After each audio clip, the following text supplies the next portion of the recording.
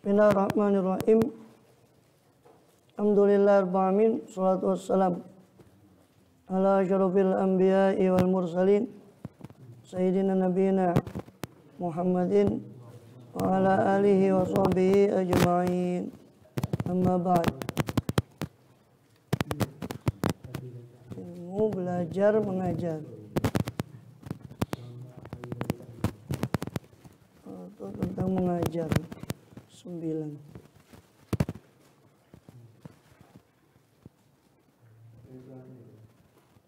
Sampai kepada wa amma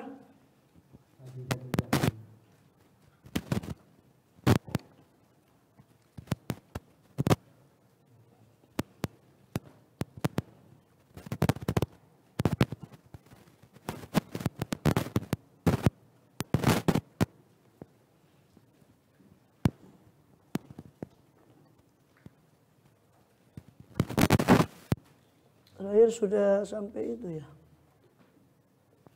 Dalil aklinya ya. Dalil akli tentang taklim. Sampai di mana?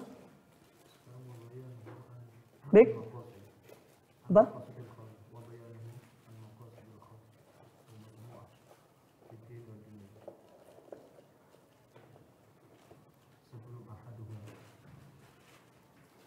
Syahidul akli ya sudah. Wa ma fadilatu ta'lim ya. Wa ta'allum fa zahiratun. Wa bayanuhu ya. Sebelumnya dijelaskan ya bahwa paling agungnya sesuatu dalam haknya Adami adalah as-sa'adatul abadiyah, kebahagiaan abadi. Berarti karena paling afdolnya sesuatu itu kebahagiaan abadi, maka paling afdolnya sesuatu adalah sesuatu yang menjadi wasilah, sarana untuk memperoleh kebahagiaan yang abadi tadi. Dan sudah jelas, tidak mungkin sa'adah abadiyah di akhirat itu dicapai kecuali dengan ilmu dan amal. Dan tidak mungkin amal itu bisa ditempuh kecuali dengan ilmu tentang tata cara amal. Kan gitu. Maka kesimpulannya berarti sumber kebahagiaan di dunia dan akhirat adalah ilmu. Karena itu sarana untuk mencapai kebahagiaan abadi.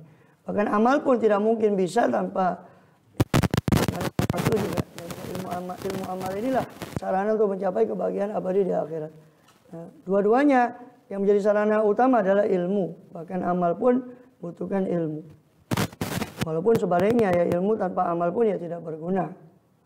Tapi kan lebih unggul ilmu karena dia tata caranya bisa diketahui dengan ilmu ini, tata cara amal tadi. Ya. Oke, walau kutura fadilatul syai' aydan bi syarafi thamarati. Selain itu kan selesai ya. Penjelasan bahwa ilmu itu paling afdol ditelik, dilihat dari sisi dia sarana utama untuk mencapai tujuan utama, peringkat utama atau tujuan utama manusia itu kebahagiaan dunia dan akhirat adalah ilmu. Di sisi lain ilmu itu dilihat dari buahnya. Buahnya di akhirat adalah al-ghurub mirabbil alamin, kedekatan dengan Allah. Ma'rifatullah itu mendekatkan orang itu dengan Allah. Ya. Dan dikumpulkan kepada kelompok para malaikat dan sebagainya. Itu di akhirat. Di dunia, kemuliaan ilmu itu adalah ya tadi, kemuliaan daripada ilmu yang dirasakan di dunia seperti apa? Terlaksananya hukum dia. Ulama itu memutuskan atas muluk para raja. Ya. Bagaimana para penguasa itu berebut untuk mempengaruhi para ulama karena kemuliaan mereka. Bahkan sampai-sampai orang-orang ajlaful Arab sendiri yang tidak mengerti itu tetap menghormati yang namanya ulama. Bahkan hayawan sekalipun menghormati manusia karena hewan itu merasa manusia ini memiliki kelebihan dengan instingnya si hewan tadi. Ini pembahasan tadi yang di atas dan sebelumnya itu adalah fadilatul ilmi mutlaqun. Ini semua adalah keutamaan ilmu secara mutlak. Nah, kemudian nanti penjelasannya, penjabarannya, ilmu itu kan macam-macam. Nanti dijabarkan. Ini kan penjelasan apa? Keutamaan ilmu secara mutlak, ilmu apapun, belum diglobalkan. Ini masih diglobalkan, belum dirinci ilmu mana. Nah, nanti akan dirinci. Masing-masing ilmu itu punya kemuliaan di atas ilmu yang lain. Itu. Ilmu sendiri mulia, tapi nanti sebagian ilmu adalah lebih mulia daripada ilmu yang lain. Nanti kita dapati penjelasannya di pembagian ilmu. Ya. Kemudian amma fadilatu ta'lim. Adapun keutamaan ta'lim dan ta'allum, mengajar dan belajar dengan syawahid akliyah, ya, keutamanya dengan bukti-bukti akal, dalil akli. Karena dalil naklinya sudah kita bahas panjang lebar dari Quran dan hadis, bahkan dengan perkataan para sahabat dan para tabiin, para ulama. Di sini kita membahas tentang dalil aklinya, tentang kemuliaan mengajar dan belajar secara syawahid akliyah. Maka itu jelas fadhahiratun mimma dzakana, dari apa yang kami sebutkan tadi. Fa innal ilma, karena sesungguhnya ilmu idza kana afdhalul umuri, apabila ilmu itu adalah paling utamanya perkara, karena ta'allumuhu thalaban lil afdal, maka berarti mempelajarinya adalah mencari kepada yang afdal. Wa kana ta'limuhu ifadatan lil afdal, dan mengajarkannya berarti memberi faedah dengan sesuatu yang paling afdal. Kan gitu. Kalau sudah terbukti dengan pembahasan di atas bahwa ilmu itu adalah paling afdalnya sesuatu, baik ditelek dari sisi bahwa dia menghantarkan kepada tujuan utama manusia itu kebahagiaan abadi, dan dilihat dari buahnya ilmu tadi itu kemuliaan di dunia dan kemuliaan di akhirat. Kalau sudah jelas dari situ bahwa ilmu itu adalah paling afdalnya sesuatu, maka dari sini sudah jelas keutamaan ta'allum dan ta'lim. Kenapa? Karena ta'allum tidak lain adalah mencari ilmu itu tadi, itu yang paling afdal. Berarti ta'allum itu mencari sesuatu yang paling afdal. Dan ta'lim itu berarti ifadah, memberi faedah dengan sesuatu yang paling afdal. Iya, ya mengajar dan belajar. Ifadah dan istifadah. Belajar dengan mengajar sendiri. Berarti mengajar lebih utama. Ya mengajar, tapi kan mengajar kan tidak mungkin didapat kecuali dengan belajar kan itu. Dan dua-duanya sibuk. Disibukkan karena adunya mal'unatun mal'unun ma fiha illa dzikrullah wa mawalahu aw aliman aw muta'alliman. Alim atau muta'allim. Dua itu, belajar dan mengajar. Wa bayanuhu, ini penjelasannya, maqasidul khalqi majmu'atun fid dini wa dunya wa, ya. Penjelasannya tentang keafdalan ilmu tadi ini, ya. Penjelasannya bahwa ta'lim itu adalah pangkat yang paling afdal. Tidak ada lebih afdal daripada ifadah dan istifadatul ilm. Penjelasannya adalah bahwa maqasidul khalq, tujuan-tujuan makhluk itu terkumpul fid din wad dunia, di dalam urusan agama dan dunia. Wala nizama lid-din illa binizamid dunya, dan tidak ada keteraturan dalam agama kecuali dengan tertibnya dunia. Kenapa? Fa inna dunya masratul akhirah, sebab dunia adalah ladang bagi akhirat. Ya. Kemudian di situ nanti akan datang bahwa Imam Ghazali memasukkan dunia masratul akhirah kepada hadis. Tapi Imam Sakhawi mengatakan, saya tidak pernah mendapati hadis semacam itu, tapi di riwayat Musnadul Firdausnya Ad-Dailami ada tanpa sanad dari Abdullah bin Umar secara dimarfukan oleh Abdullah bin Umar bahwa ad-dunya kontoratul akhirah fa'buruha wala ta'muruha. Dunia itu jembatan kontoratul akhirah. Dunia itu jembatan akhirat, maka lewatilah dunia itu, jangan kamu makmurkan. Ya, kampung lewat. Kampung Lebet. Juara di mana? Hah? Juara di mana? Wa yal akila wa yal ala al musila ila Allah Ta'ala. Dan dunia itu adalah alat yang menyampaikan kepada Allah Ta'ala. Kalau dunianya hasanah.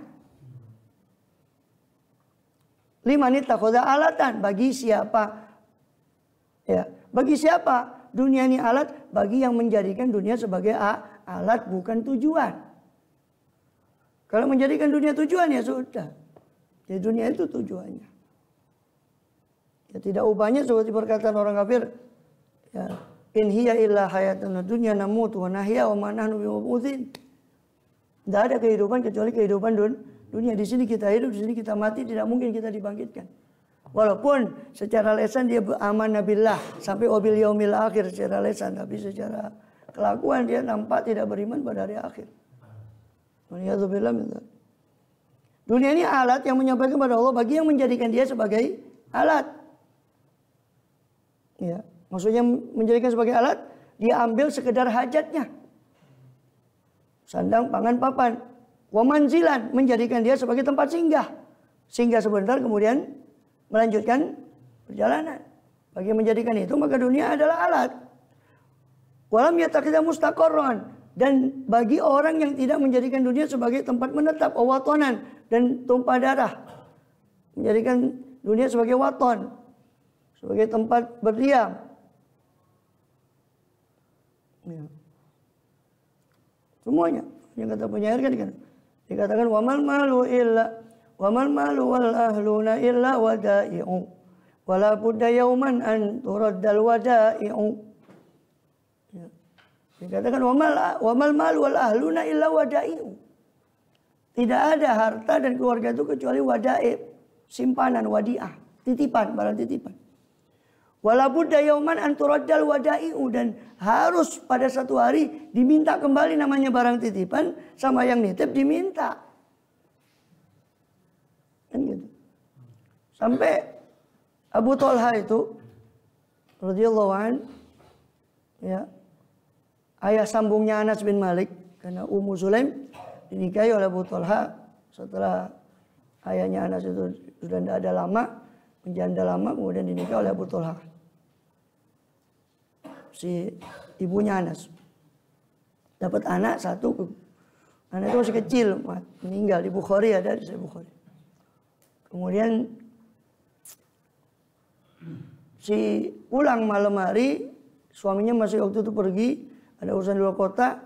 Anak ini meninggal tanpa sepengetahuan si suami. Kemudian saking sabarnya nih si tegarnya si yang tegarnya malah istrinya. Ditutupi jenazah itu, ditaruh di pojok rumah. Datang Abu Thalha.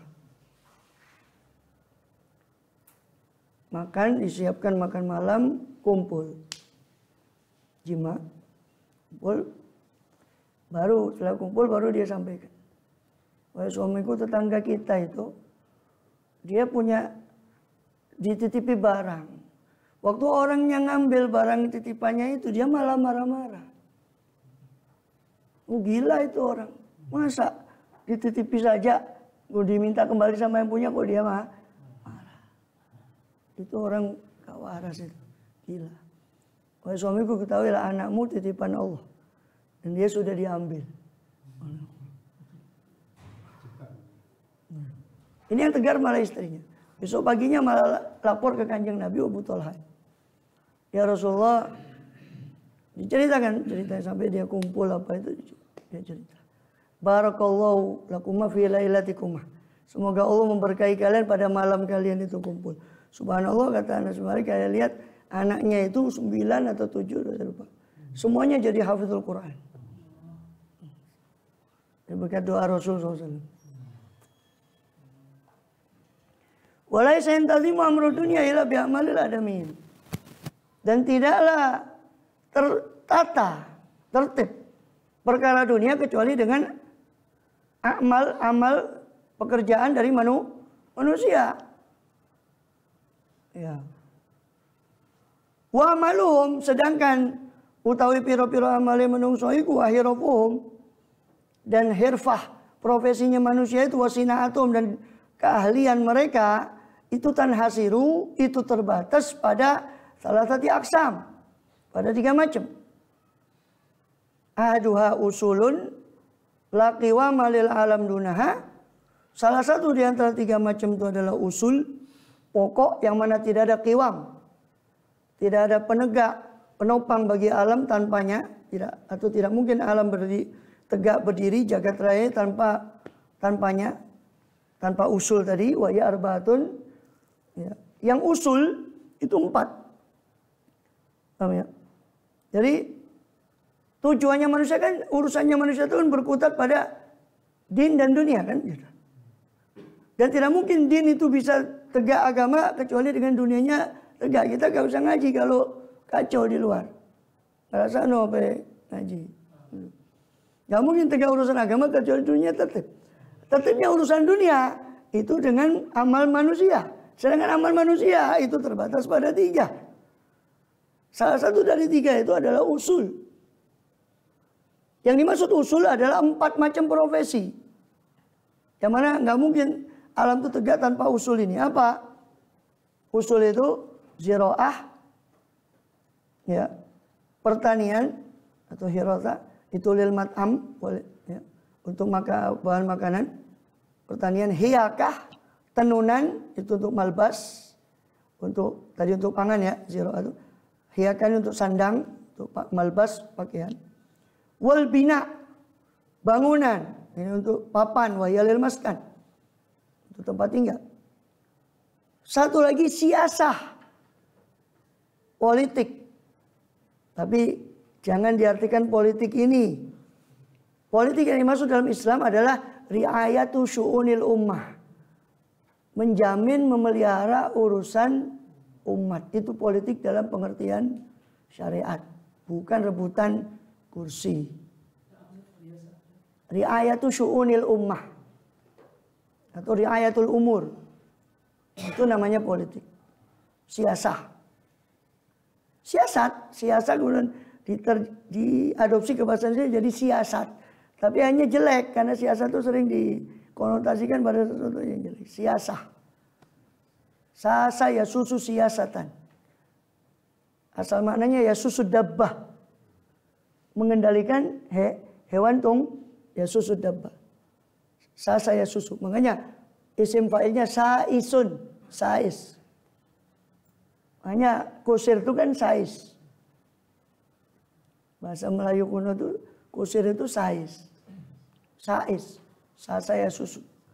Saisun. Fa'ilun saisun. Sais.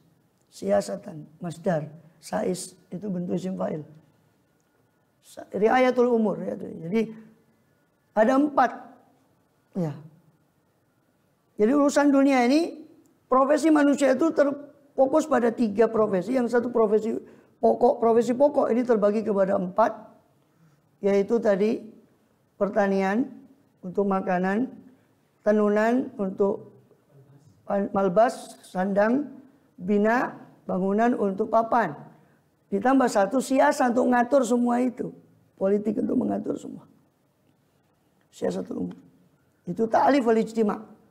Untuk ta'alif dan ijtima'. Untuk merukunkan antara manusia dan ijtima'. Mengumpulkan manusia. Wa ta'awun, dan untuk saling bantu-membantu, menolong ala asbabil ma'isyah.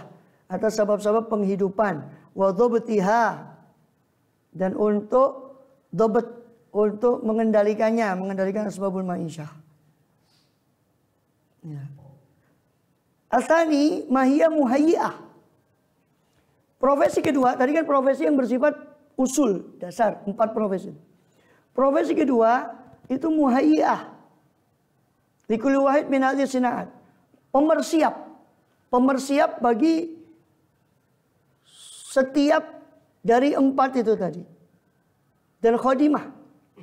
Ya, likulli wahid min hadhihi sina'at. Pemersiap dari setiap satu dari profesi yang 4 tadi, dan sekaligus khodimatun. Khodimatun laha, pembantu bagi setiap satu dari 4 profesi pokok tadi. Ya, kal hidadah. Hidadah. Kemampuan pandai besi. Fa innaha taktubu ziraah. Kemampuan pandai besi itu bisa menolong pertanian. Yang bikin cangkul, yang bikin itu muhayyi'ah. Pandai besi itu membantu ziraah. Masa orang mau makan besi kan tidak mungkin. Tapi kan tanpa pandai besi itu tidak tertopang profesi ziraah. Paham ya?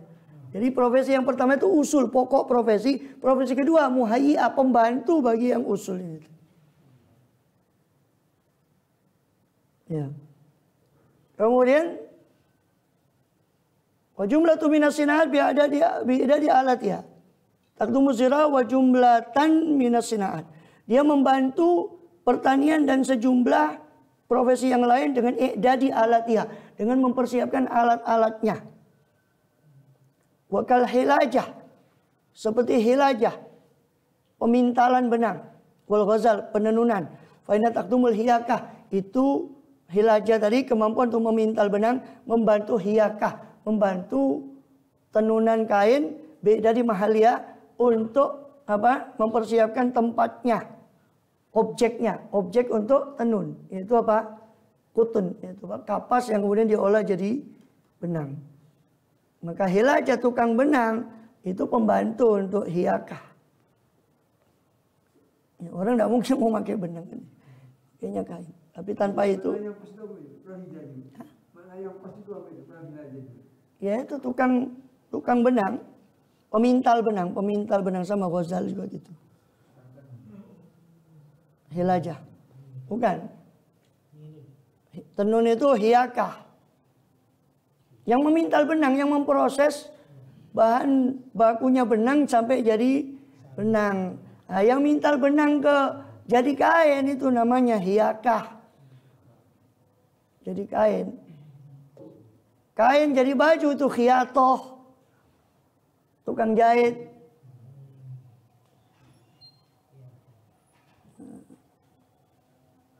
Hanya bahas profesi ini. Al-qismu tsalits, yang ketiga itu mutammimah. Mahiyya mutammimatul usul. Penyempurna usul tadi, penyempurna dasar. Jadi ada tiga ya. Usul, muhayyi'ah, mutammimah. Profesi semua manusia terfokus pada tiga. Profesi dasar, 4, sandang, pangan, papan, dan politik. Profesi pemersiap dari 4, pembantu dari 4 ini. Contohnya tadi itu. Ya. Tukang bata itu termasuk membantu bangunan, berarti muhayyi'ah. Ada yang mutammimah. Mutammimah itu sekedar penyempurna. Tanpa ini pun usul itu tetap jalan. Dan muzayyinah, penghias. Bikin pakaian yang bagus, yang mahal lah, itu mutammimah.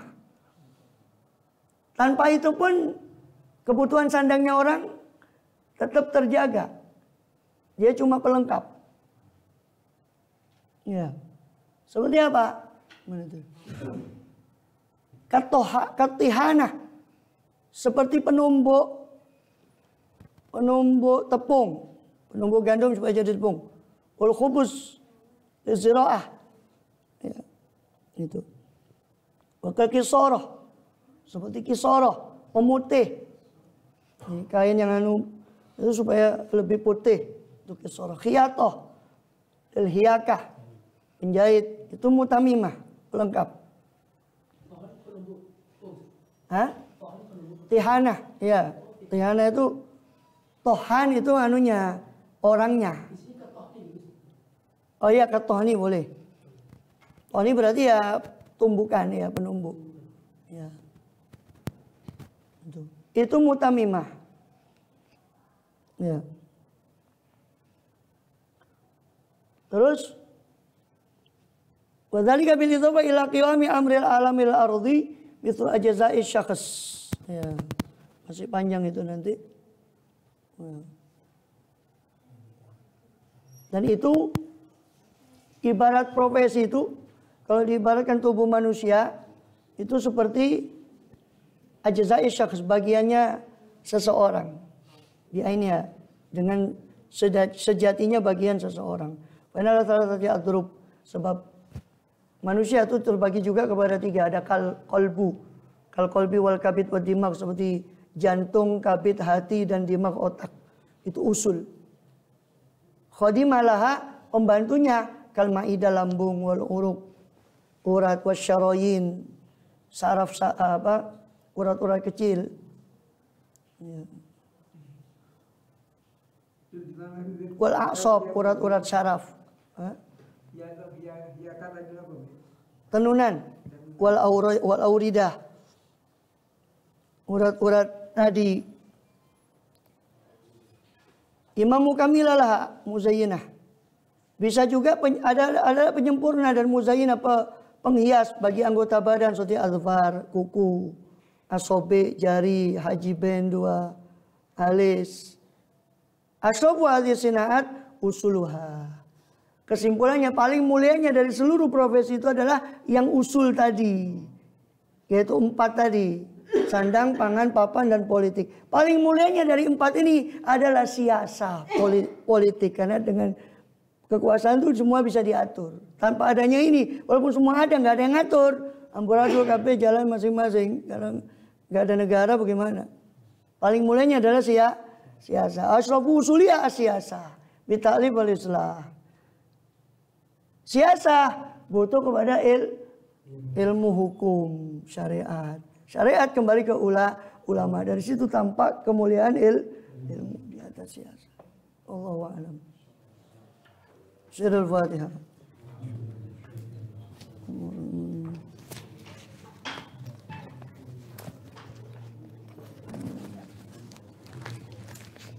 Amin. Nah.